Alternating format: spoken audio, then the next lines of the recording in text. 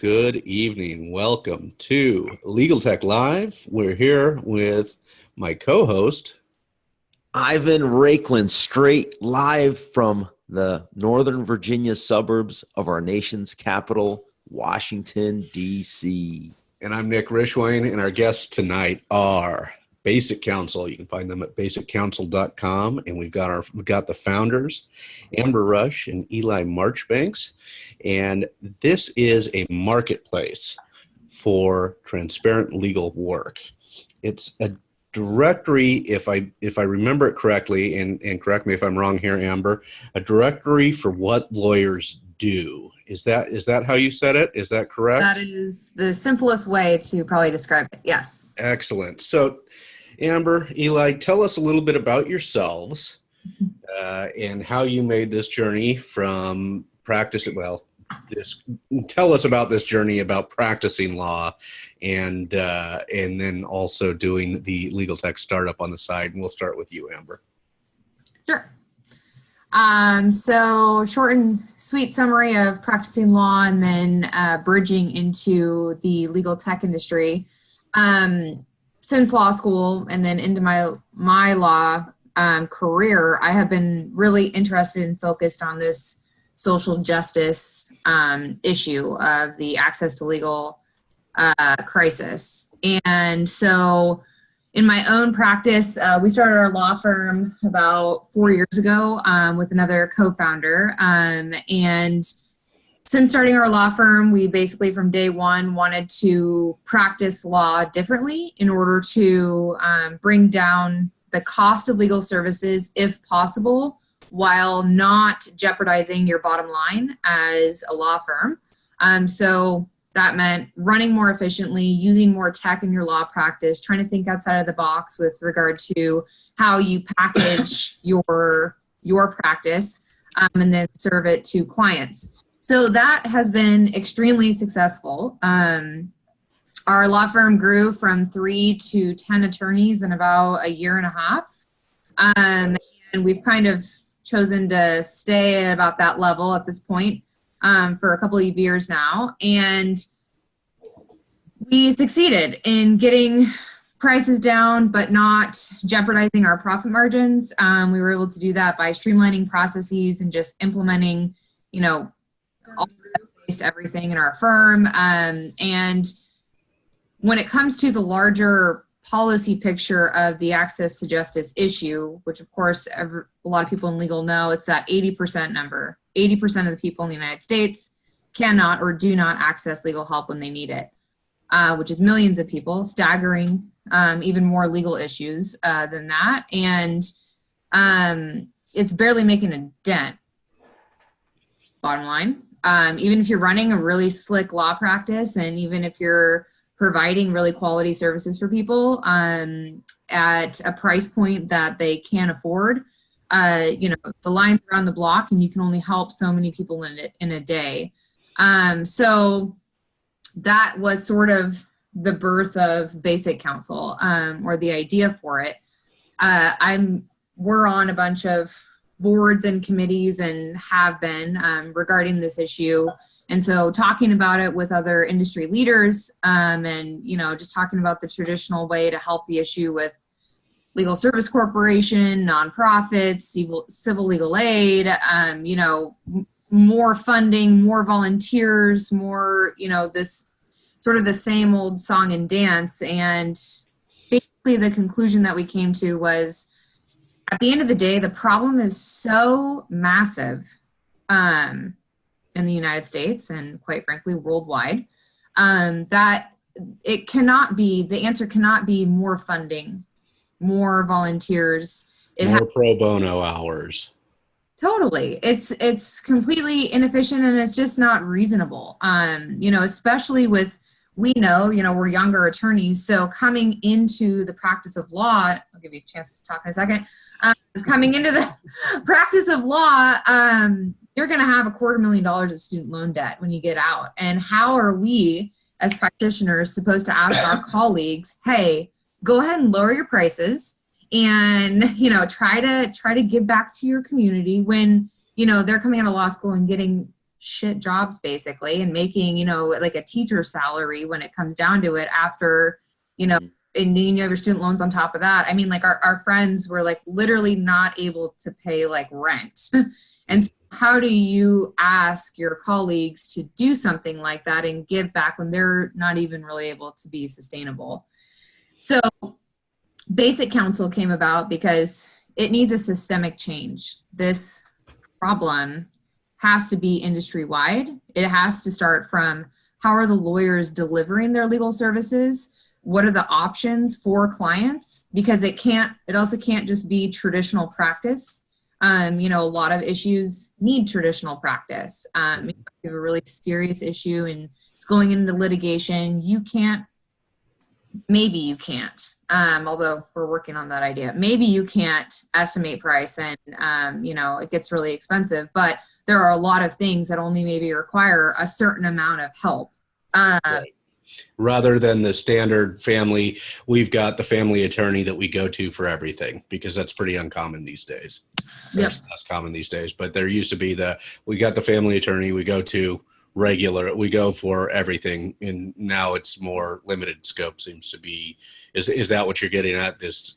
Yeah, that combined with the fact that a lot of people don't have a family attorney and they don't know where to go, and they don't even know what lawyers do. They don't understand, I have this like life problem, and why the hell would I go to a lawyer to figure that out for me?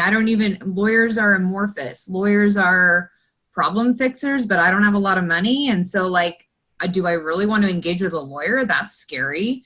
That sounds expensive, and I don't even know if that can help. You know, so you start going down this rabbit trail, and it's like, what's really the issue is the communication model between lawyers and the consumer. Consumers don't understand what lawyers are doing for them. And then also price and transparency is another issue. And this is what? Well, a lot of people who it seems like there's a subset of legal tech companies that are kind of being called A to J legal tech. And I think it's fair to put BasicCounsel in that camp. And all of those companies that we talked to, we've presented with several of them. And everybody's kind of opening slide looks the same. It talks about the 78 or 80% of the market that lawyers aren't serving. The statistic that I think is a little bit more interesting came out of all that Rebecca Sandifer research that started to gain a lot of notoriety in 2014, was that about 9% of consumers who have a civil legal issue recognize that they have a civil legal issue. Was that 9%? About 9%. I'm pretty comfortable that I'm quoting that right, because I just watched her speak in Las Vegas at the ABA conference. And that's another big component to BasicCounsel. It's not just about getting the price down. It's not just about controlling scope. It's trying to create a database where lawyers are effectively communicating in real English how they can solve your problem. Mm-hmm. Yeah. Language. So, yeah, the 70-80% thing is wild, right? Because that's underserved or not served at all. I think it is combined in that percentage, as I recall in the statistics. Mm-hmm. But that's not people with legal problems. That's a market that has not been appropriately addressed, is what that turns into. If 80% of the U.S. public doesn't have access to legal need or isn't having their legal needs met, then that's a market that is ripe for picking. The blue ocean. Yeah. So it's a matter of offering services to that market. There was something else you were saying, Amber, but I'm going to come back to that. So tell us about then developing BasicCounsel to then address this market. Either one. You guys can Rochambeau for it if you want. Yeah, well, that's so we developing BasicCounsel to address that market. We originally, the original concept was sort of born out of Amber and I co-founding our law firm. we used a handful of professionals from sites like Upwork and Fiverr to get our logo and to get these different services, and it was a really good experience. And so that we started thinking about, basically allowing lawyers to sort of freelance and offer certain very specific, but very kind of high value volume things in a similar way. And when we first started having conversations about something like that, it was probably the end of 2015 or the beginning of 2016. It was right before Avo Legal Services launched. And so we started talking about putting a team together, and then Avo Legal Services hit, and we thought, well, there it goes.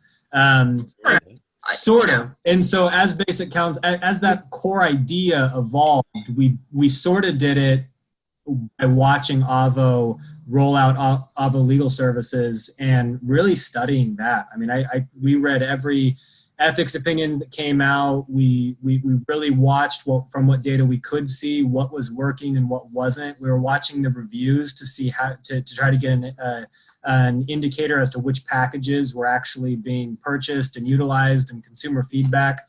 And we were trying to build something off of that similar model, but learning from them taking the first stab at it and trying to make something that was better. And it was sort of just, I think, good timing for us that that service is leaving the marketplace about the time we're entering. Yeah, that was definitely good timing, because there was a lot of talk about it as we ended the year last year about Avo Legal Services closing down. Mm-hmm. And you guys seem to think, at least by an article I read from Bob Ambrosi, that you probably don't have the ethics issues that they were facing. Probably. Oh, that's right.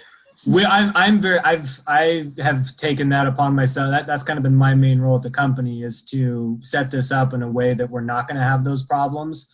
I am very confident that we won't, but I think a lot of the bar associations are pretty unpredictable right now. Right. So let me jump in real quick. I know Nick tried to explain what you guys do. Can you give it a little bit more color in terms of what the platform does, BasicCounsel, and how it addresses that pain point that you were able to identify as you were building out your practice? So BasicCounsel, in a nutshell, is an online legal platform where you can go and see what are all of your legal options for your particular issue. Except for that, the site right now, we are just doing flat fee services. So it doesn't have all the options in that if you were looking for hourly work, but if you're looking for a variety of options, that's what you're going to find on BasicCounsel. And what I mean by that is from your free options, because we also have a community page that'll pop up on every search that you do. It'll pop up with, and right now we're centered in Vancouver, Washington, Portland metro area. It is national, but we only have a lot of data and a lot of packages in the Vancouver, Washington, Portland, Oregon area.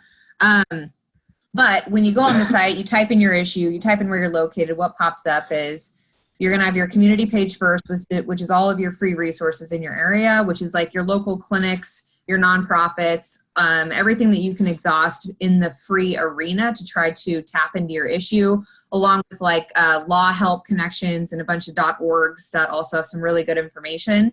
And then basically, if you're not finding what you're looking for there, the next thing that's going to pop up is all the packages that are related to the issue that you search that local lawyers in your area have created to address that need.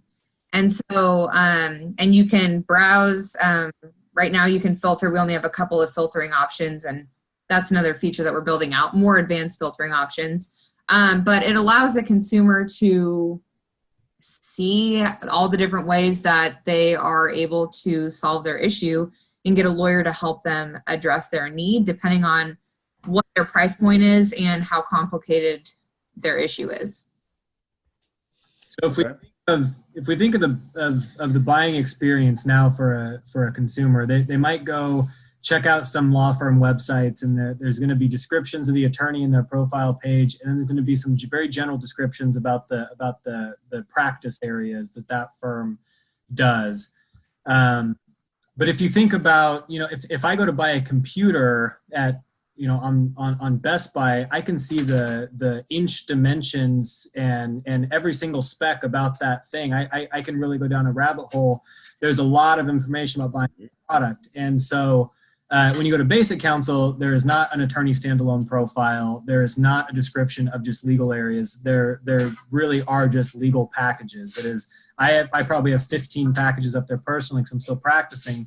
I have one where I help people get medical debt reduced or forgiven. And so it walks through the type of people that would probably qualify to be a good candidate for that service. It walks through all of the things that I'm going to do, all the things that they're going to do, and then the outcome we're working towards. So when you're filtering through as a consumer for what solution you want for this problem you have, instead of just saying descriptions about where I went to law school and where I like to go hiking on the weekends, or general information about consumer protection law, which might not resonate, you're going to see different actual solutions to that problem that you can filter through, offered by multiple attorneys at whatever price points they want to set. Which is the other unique thing about the site, and was really the big difference even when Avo Legal Services was a thing, is that on Basic Counsel, one of our biggest missions is to really try to expand the mind of the lawyer to think about what it is to offer, what it is they do, right? We're pretty not creative typically when it comes to how they roll out, their legal representation.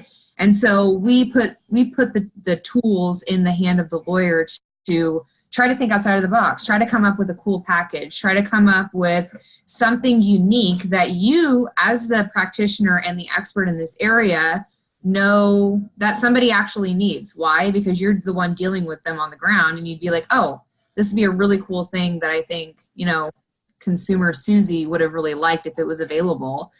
And why didn't that consumer know about that? Because lawyers don't post, even if they do limited scope work, or even if maybe they would charge like a flat rate for something, they're not going to tell you that most of the time on their website. And so consumers don't even really know to ask for it.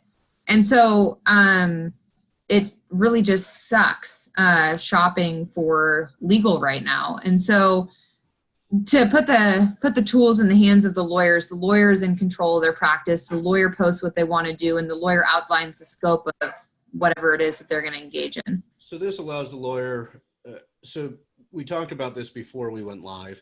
This you serve two different sectors here. You serve the consumer and the lawyer. Mm-hmm. But from the lawyer standpoint, if I join as a lawyer, it allows me to productize my services. Yes. I sell a package. I'm imagining this is one of Eli's. Reduce medical debt 4 days from start to completion for $550 price tag. Yep.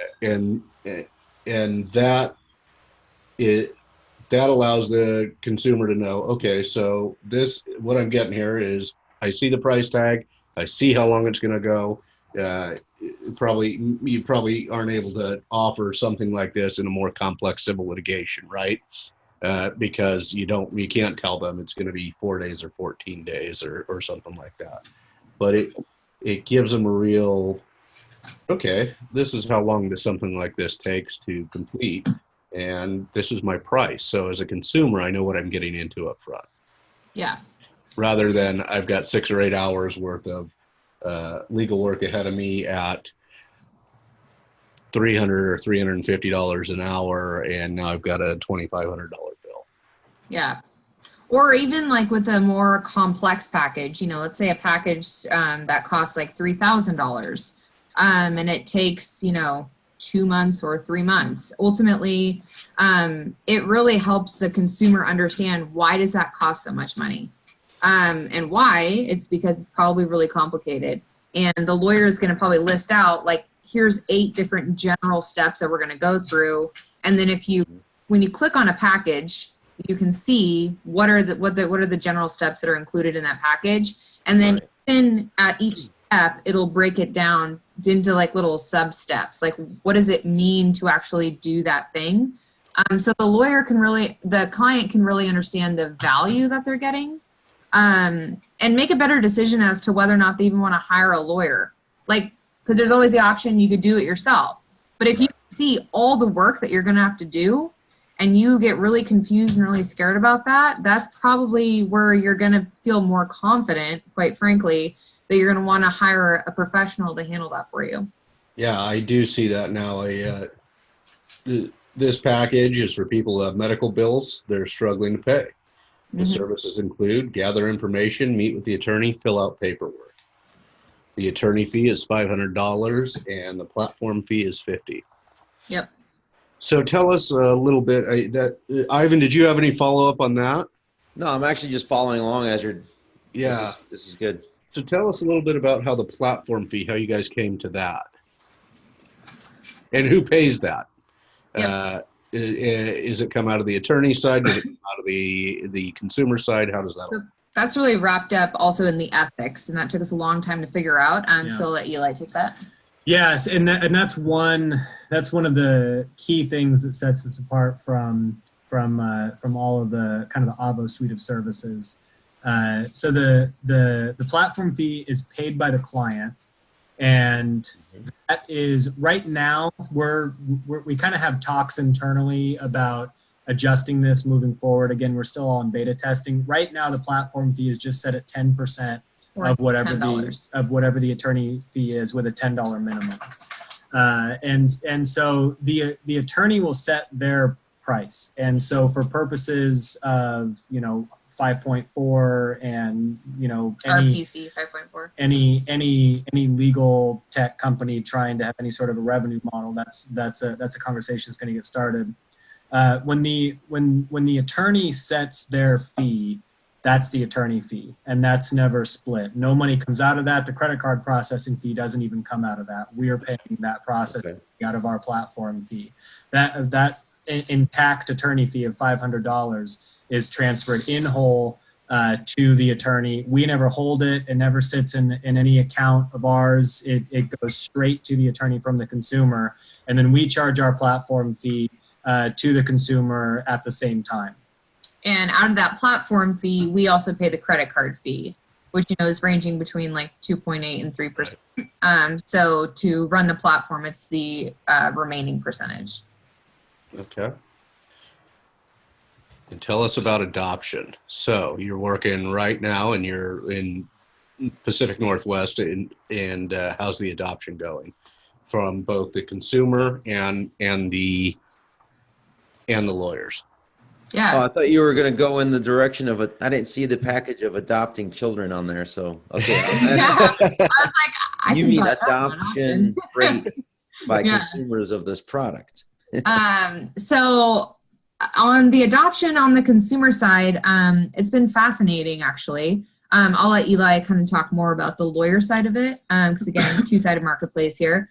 So with the consumers, it's been going great, slow but steady. Again, we're just officially launching and targeting the Vancouver, Washington, Portland metropolitan area, and we're not dumping a bunch of money into ads right now either. And the reason for that is that we really want to get a good grassroots testing going on to ensure that how we are communicating is really how the consumer wants to be absorbing this information, which is really the phase that we're at right now. We've had numerous people buy packages on the site, and the people who do buy them, it goes really, really well. And the difficult part that we've found so far is just lots of traffic to the site. And then along the lines of going to the package, somehow people are dropping off a lot. And so it's about iterating the site and just making little tweaks here and there, doing A/B testing to try to figure out, is it the language? Is it where are the buttons located? Is it how we're just communicating in general, more with like the UX? And so one of the new features that we're going to be rolling out here shortly is an Ask a Lawyer button for a really, really small fee compared to the other packages, something like $9, like less than $10. ask one question to a lawyer, and then the lawyer answers it, and then the lawyer gets a little bump, basically like a paid lead effectively for the lawyer.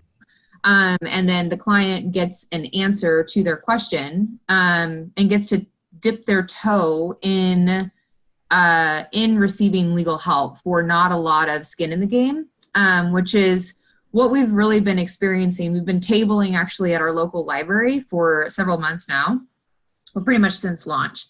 And it's been very interesting just talking with people about the platform and their experience. And people are very interested in our experience in asking a question. Everybody always thinks, well, I just have one question. I just have a little question. Can I just ask you, okay, one really quick question? And they really want to do that. And they're, you know, but then when it goes to like anything bigger, there's a really big hesitation. And there's a number of reasons for why that is. A lot of it just has to do with, quite frankly, like reputation of the industry. Mm-hmm. And people are scared. There's, you know, people are thinking you're going to take advantage of them. People, again, don't understand exactly what you're going to do because they don't really understand the issue themselves. They just know I'm hurting or something is going on in my life and I'm having a really bad time. And so we're very interested in this sort of asking that question and sort of like the journey of a consumer to finding actual quality legal help that addresses their issue and them feeling comfortable doing that. We've also got a lot of traction with our support inquiry feature, which is sort of similar to ask a question. Mm-hmm. But the support inquiry comes up when you are searching for something and there are no results, which happens pretty frequently at this point because we only have about 60 attorneys on the platform. And the platform is national, so most of our packages are in the, again, Vancouver, Washington, Portland metro area. And so when you don't have any search results, which means no packages available that lawyers have created in your area for that issue, a support inquiry page will occur. And so instead of it just saying no results, it will lead you to, hey, sorry, we don't have any packages right now in your area, but tell us a little bit about what's going on and we're going to track down some resources or packages for you. Right. And we are getting a lot of engagement with that. It's the first thing that I got because I went and looked San Francisco, you know. Totally. Let's see, and that's where I went. Okay, I get it. Yeah, so both locally and then all over the country, we've been getting a lot of interaction with that. Consumers seem very eager to shout their legal issue they're having into that box, mm-hmm. send it away, and they just seem fairly desperate to get some options put in front of them. Yeah. And we know that from Reddit, don't we? We know that from Reddit and other social platforms that people will ask questions that to them is a big deal at the time. And if you're issue spotting, they're not always legal issues, mm-hmm. but to them, it's something they're dealing with right then and there that I need an answer to, and you're now giving them a platform to potentially ask that question. Well, I think that was sort of that. And get service.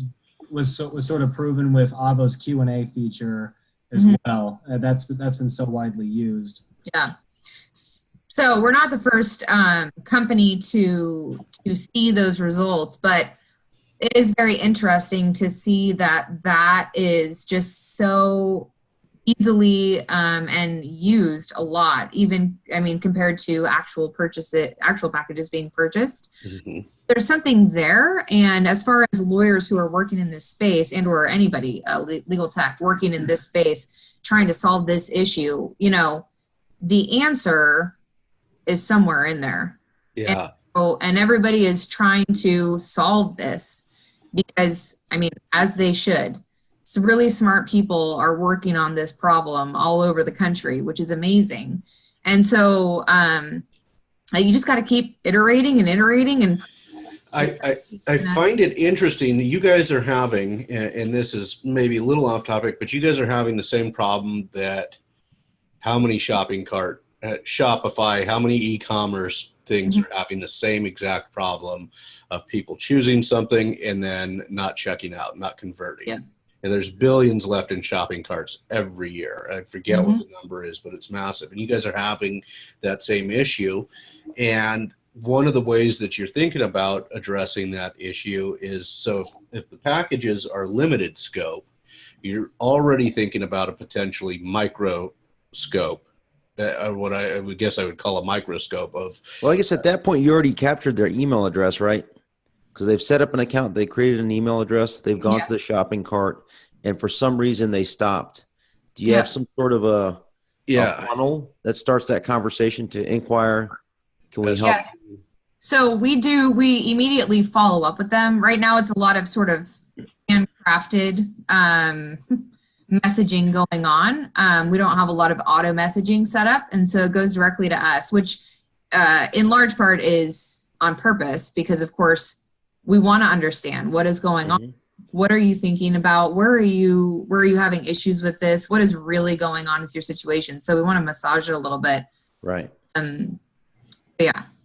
It sounds like your $9 ask a question or $10 ask a question. Ask one question, get one answer. Did that come from the people leaving the shopping cart before checking out, or was that just, or did that idea come from something altogether different? Well, it's sort of tough to test adoption, especially on the consumer end right now, because of how few packages are on the site. And we're getting we're getting attorney signups every week with doing no advertising for it. But each attorney, even if we have 60 attorneys and each one has 10 packages, even if it's just Portland, 600 packages for the entire breadth of what legal needs somebody might have is really not even that much. And so it's still pretty frequent that there are a small number or no options showing up when somebody conducts a search.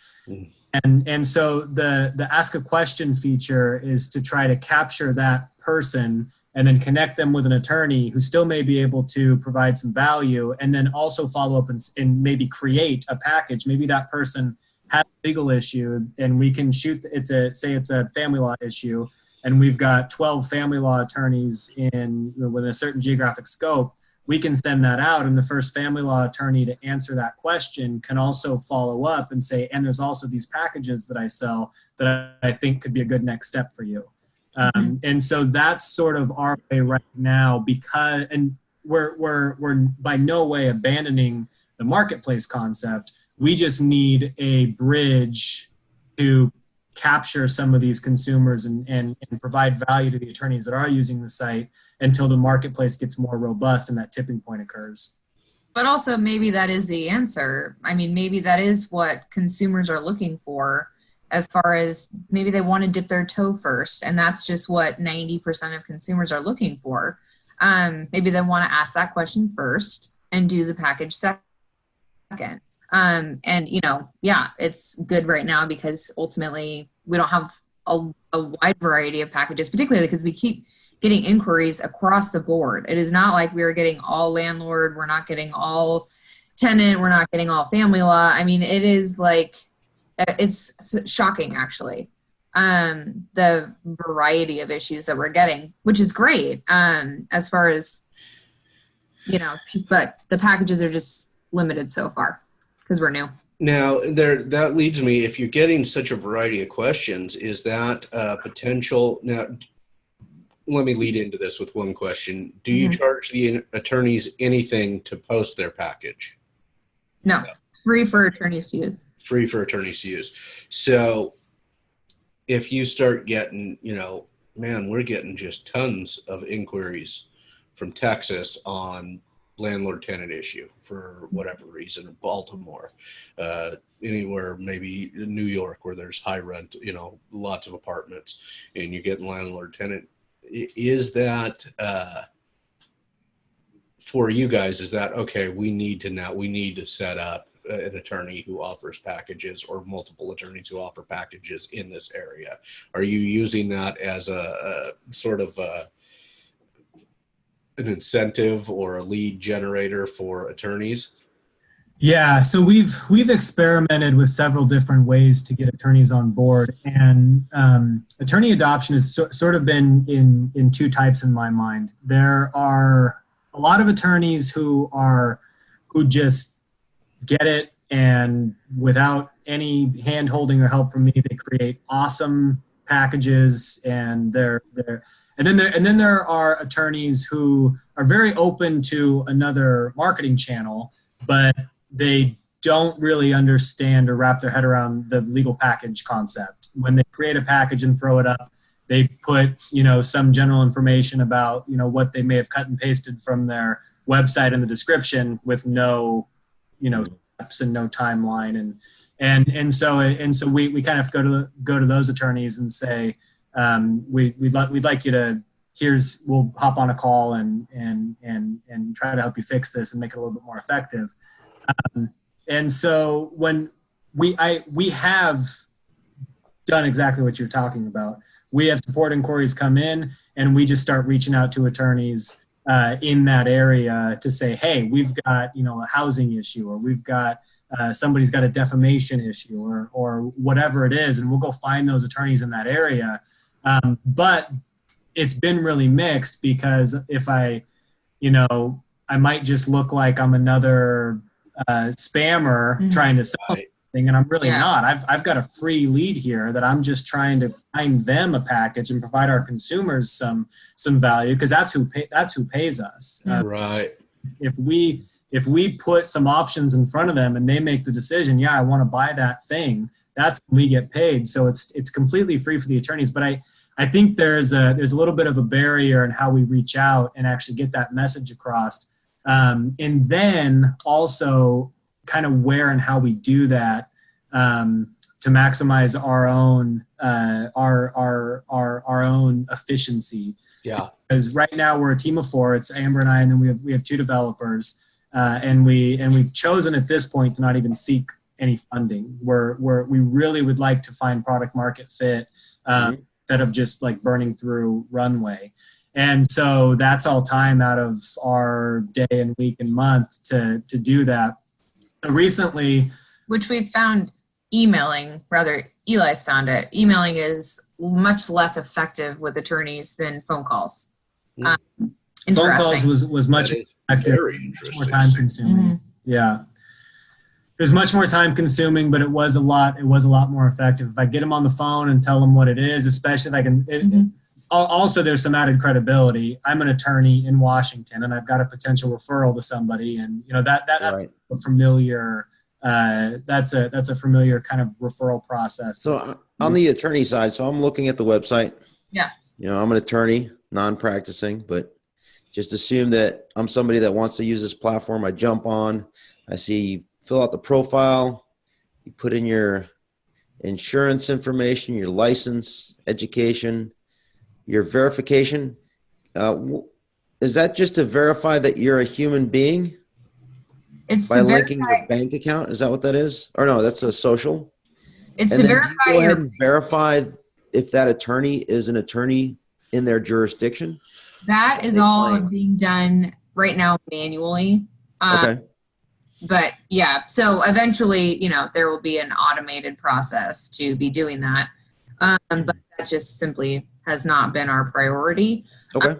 So that's manual, but the verification section on there right now is actually just for the bank account. And I think we have a little blurbage in there about, hey, just so you know, this is not being sent to anybody. This is simply to verify your bank account, and this is how you get paid. Right. On the transaction. Which everybody likes. And we're to verify attorneys, we're periodically going through when we have new attorneys sign up and looking up whatever information is in their attorney directory in their state bar, whether it's a phone number or an email, and we're contacting that method, like that email or that phone number, to say, hey, did you sign up for BasicCounsel? And we're not just relying on the information that they're giving us through the portal to confirm that it actually is an attorney. Yeah, because you'll get those on occasion, especially I've got experience in the directory model, and you'll get people submitting, whether it's resentful ex or a former employee or something like that who wants to submit information on behalf of somebody else. Yeah. You have, for whatever reason, to give them more spam or whatever. So you do have to. So you guys are really bootstrapping that, I mean, because it's really all hands on deck. I've had some of these experiences that you're talking about, and Yeah. you're The startup life. yeah, it's really you guys have really bootstrapped entirely. Everybody is wearing many hats, it sounds like. Yeah, but it's been great. It's been fascinating. I mean, our team works really well together, and we have really, really talented developers on board, which we're super lucky. Their background is in fintech. And so the, complex confidentiality issues, the transactions issues, like everything we need to be like really top notch they're amazing. And they're really like unicorns sort of in their own right. Cause even like the UX and stuff, we haven't had any design assistance. That's all pretty much, I mean, Eli and I do some wireframes and some sketches for them, but they do all of it themselves. So they're your back-end developers, and they're also your web developers, your front-end. They're workhorses, man. Those two, we wouldn't be able to do this without those two, and I think those specific two. I don't know if there's any of the developers that and they can crank on it. We can get this launched in that's all the questions I have, Nick. I get the platform. I understand it's fairly simple. It's just a matter of now scaling and getting it out so that people know it's another marketing channel that attorneys can use to get clients. And then it's another alternative for a much less expensive means of getting access to the legal profession. What are you guys doing? I'm not done yet, Ivan. What's that? Oh yeah. So marketing, you guys have limited marketing right now. You have blog. Are you doing a blog? Are you doing things like that to kind of explain what you're doing at the very least? Mm-hmm. We're just getting a blog up and going as part of it. We're on social media. We do several articles, presentations. We go to a lot of like the ABA conferences, and we talk about it. We're very vocal about it locally. Everybody in the area, we're pretty well known. We're really involved in the community in other ways. And so we talk about it there. So those are pretty much the channels that we've been accessing so far. So it sounds like you guys are a little bit more interested in, rather than that rocket ship growth at this point, you want to slowly to refine what you're doing in order to make sure that it before you build it out in multiple jurisdictions, you want to have a refined product and that fits that market. We want to make sure it's like really something a consumer wants. It is very like, it's also built for the attorney, but it is consumer at the heart. It's like, does this speak to your soul? Are you in crisis? Like, how do we make this thing more human so you feel good? So, which that's really hard to do, even. And it's really been in the last maybe 18 months that I've seen a change from business to business in legal tech to now business to consumer, or totally. Law to consumer.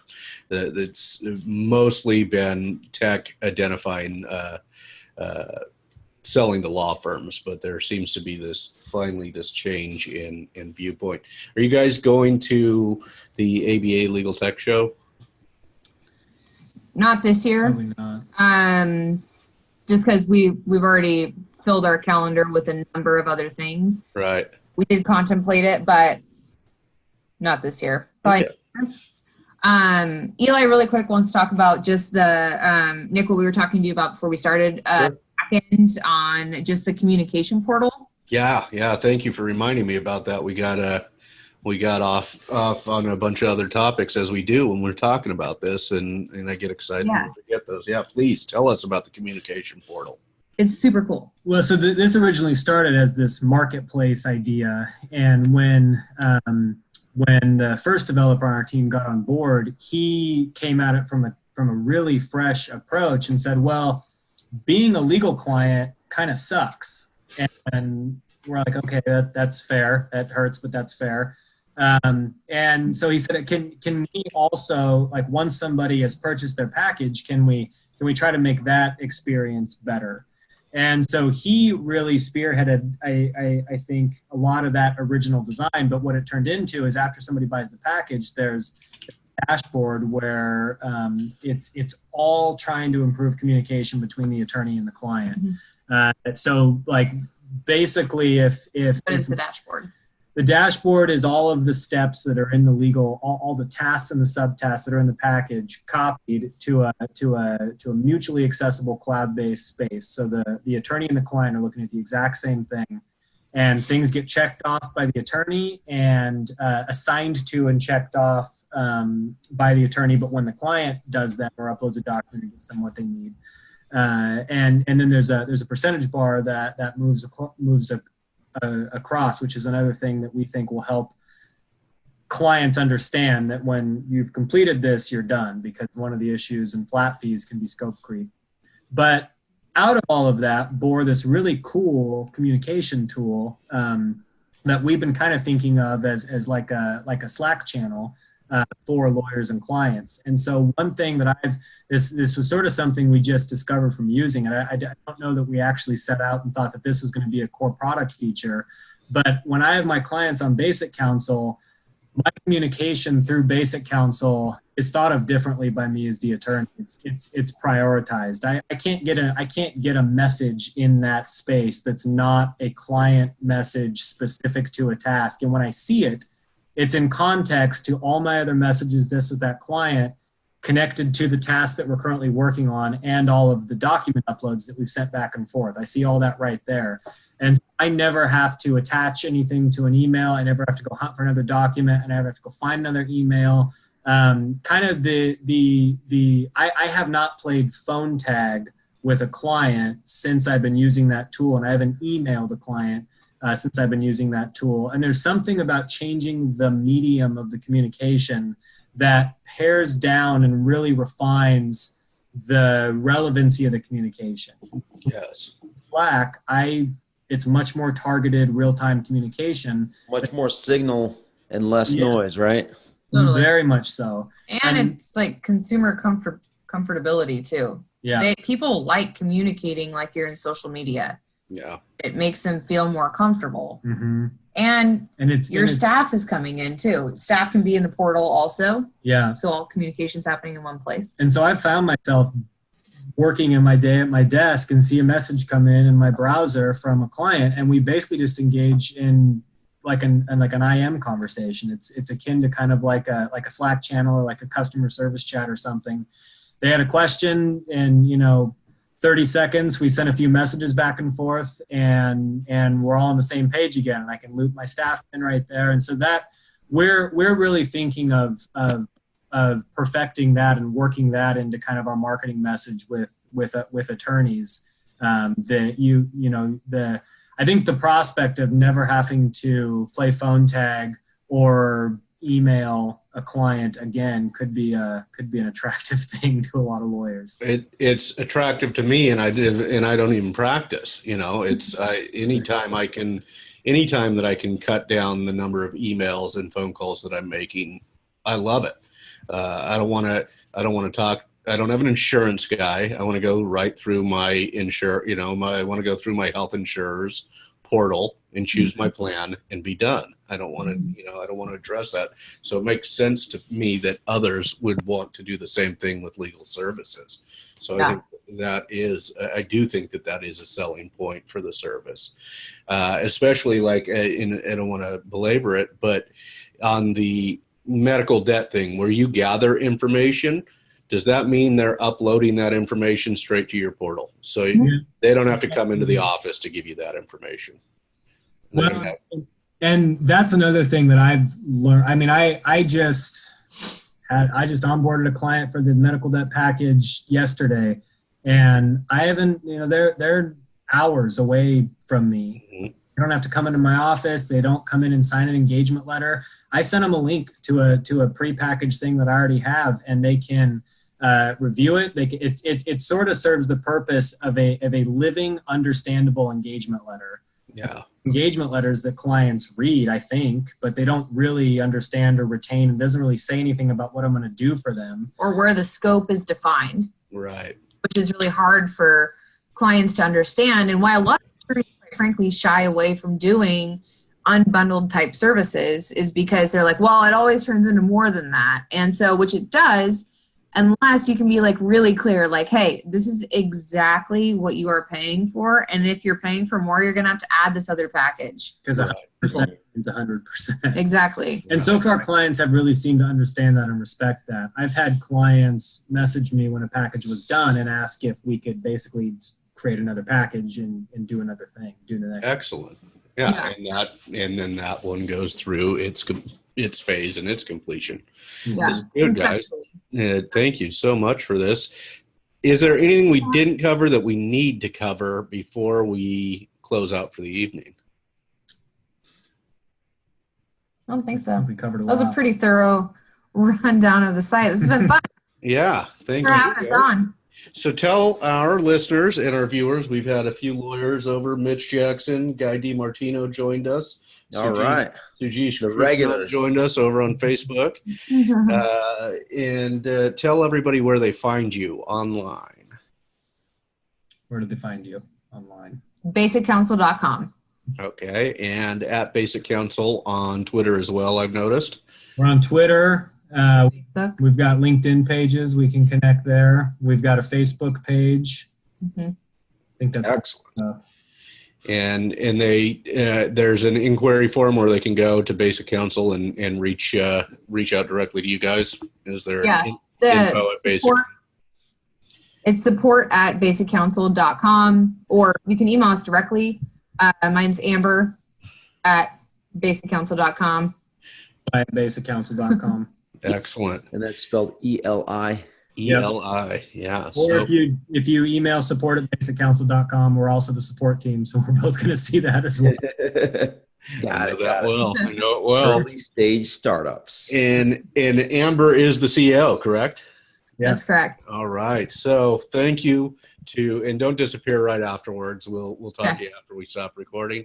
Thank you to Amber Rush, CEO of Basic Counsel, and her co-founder, Eli Marchbanks.